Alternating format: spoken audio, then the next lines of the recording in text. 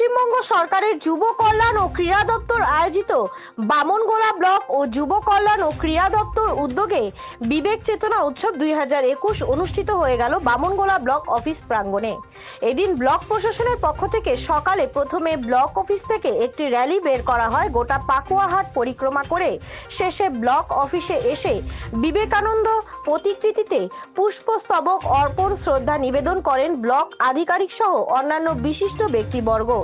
পরে ব্লক প্রাঙ্গণে স্বামী বিবেকানন্দ সাংস্কৃতিক অনুষ্ঠানের মধ্য দিয়ে 158তম জন্মদিন পালন করা হয়।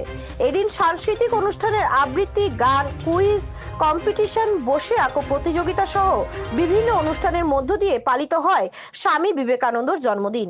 শেষে বামনগোলা ব্লকের মাধ্যমিক ও উচ্চ মাধ্যমিকে যারা ভালো ফলাফল অর্থাৎ বিভিন্ন স্কুল থেকে যারা প্রথম হয়েছে তাদের সংবর্ধনা দেওয়া হয় ব্লক প্রশাসনের পক্ষ থেকে।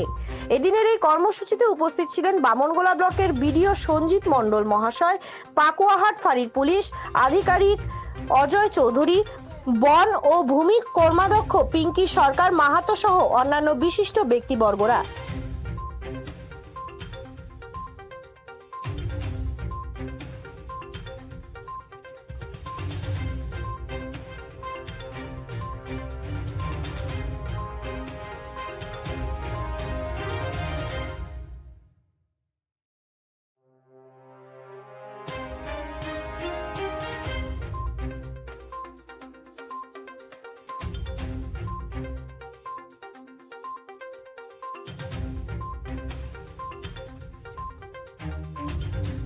আর এই 39 বছর যে জীবন, সেটা আমরা যদি পর্যালোচনা করি, তিনি কোনোদিন অবসর নেন, কাজ থেকে বিশ্রাম তিনি গ্রহণ করেন।